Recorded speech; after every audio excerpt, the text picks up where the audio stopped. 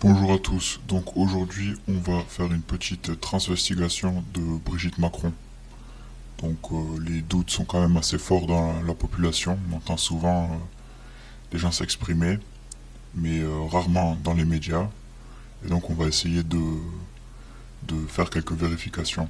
Donc, vous avez ici, sur l'écran, un visage d'homme, et en bas vous avez un visage de femme.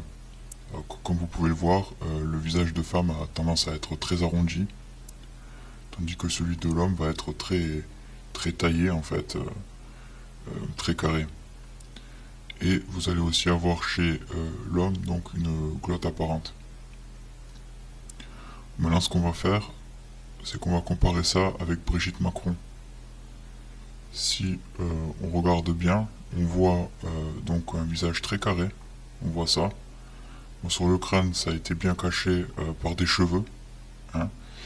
Mais vous voyez aussi ici la petite glotte, donc qui nous donne quand même un petit indice. Et là, vous pouvez voir qu'elle a souvent aussi un foulard en fait pour cacher la glotte apparente.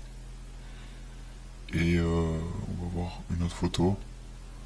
Bon là donc elle ouvre sa mâchoire, donc on voit pas ça très bien. Mais là vous pouvez voir quand même une main quand même assez énorme, hein, qu'on pourrait comparer à une paluche. Donc ça amène encore plus au doute. Là aussi vous avez une photo. Donc on peut faire aussi plusieurs mesures par rapport aussi au corps de la personne.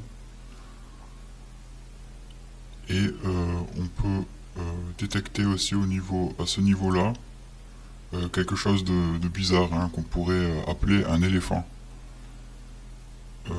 Voilà, tout ça apporte encore plus de doute. Alors pourquoi Macron ne fait pas son coming out? C'est à lui qu'il faut le demander. En tout cas, on sait que le nouvel ordre mondial essaye de placer un peu partout des transgendres pour essayer d'habituer la population à cela, pour qu'on ne voit plus la différence. Et c'est très flagrant aussi au niveau de Hollywood par exemple, etc. À mon avis, on utilise ça pour faire pression sur Monsieur Macron qui sera donc obligé de faire tout ce qu'on lui demande.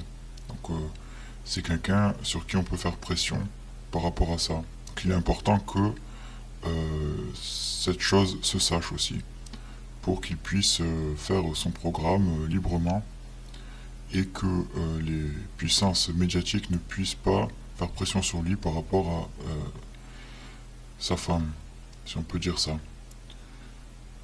Donc voilà, la prochaine fois on essaiera d'aller un peu plus loin.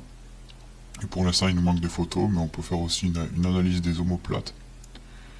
Et aussi une mesure du tibia pour être vraiment sûr, mais on peut dire quand même là qu'on est quasiment sûr à 90% qu'il s'agit d'un homme. Donc voilà, faites passer le message et à la prochaine.